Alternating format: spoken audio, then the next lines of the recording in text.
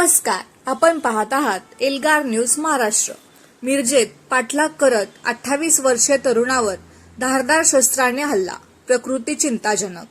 मिरज शहरातील टाकळी रोडवर पूर्व वैमनस्यातून अज्ञात हल्लेखोरांनी पाठलाग करत एका तरुणावर धारदार शस्त्राने जीवघेणा हल्ला केल्याची घटना घडली। या हल्ल्यात शिवप्रसाद आतनीकर वय 28 राहणार टाकळी रोड मिरज हा तरुण गंभीर जखमी झाला असून त्याला तात्काळ मिरजेच्या शासकीय रुग्णालयात उपचारासाठी दाखल करण्यात आले आहे। जखमी शिवप्रसाद मोटरसायकलवरून येत असताना अज्ञात चारचाकीमधून आलेल्या हल्लेखोरांनी त्याच्या मोटरसायकलला पाठीमागून धडक दिली। त्यानंतर हल्लेखोरांनी धारदार शस्त्राचा वापर करून शिवप्रसादवर अचानक हा हल्ला केला। हल्ला इतका तीव्र होता की शिवप्रसाद जागीच रक्तबंबाळ होऊन कोसळला। सध्या शिवप्रसादवर शासकीय रुग्णालयात उपचार सुरू असून त्याची प्रकृती गंभीर असल्याचे वैद्यकीय सूत्रांनी सांगितले। घटनेची माहिती मिळताच मिरज शहर पोलीस तातडीने घटनास्थळी दाखल झाले। रुग्णालयात पोलीस उपाधीक्षक प्रनिल गिल्डा, पोलीस निरीक्षक किरण चौगुले, पोलीस निरीक्षक सोमनाथ वाघ, सहाय्यक पोलीस निरीक्षक भैरवनाथ पाटील यांच्यासह अनेक अधिकारी व अंमलदार दाखल झाले होते।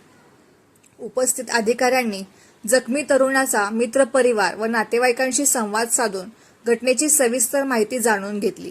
अज्ञात हल्लेखोरांचा शोध घेण्यासाठी मिरज शहर पोलिसांच्या गुन्हे प्रकटीकरण शाखेचे विशेष पथक घटनास्थळाकडे रवाना करण्यात आले आहे। पथकाकडून घटनास्थळाची बारकाईने पाहणी करण्यात आली असून परिसरातील सीसीटीव्ही फुटेज तपासण्याचे काम युद्धपातळीवर सुरू आहे। संशयित हल्लेखोरांना लवकरात लवकर जेरबंद करण्याचे प्रयत्न सुरू असल्याचे पोलीस सूत्रांनी सांगितले। प्राथमिक माहितीनुसार हा हल्ला पूर्वीच्या वादातून व वैमनस्यातून झाल्याचे सांगण्यात येत आहे। मात्र हल्लेखोर कोण आहेत, त्यांची संख्या किती होती आणि नेमके कोण वैमनस्य होते याबाबत पोलीस सध्या चौकशी करत आहेत।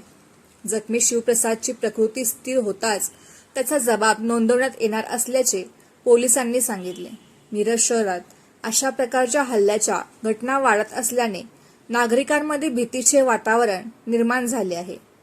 पोलीस प्रशासनाने कायदा व सुव्यवस्था अबाधित राखण्यासाठी शहरात आणखी गस्त वाढवावी अशी मागणी होत आहे।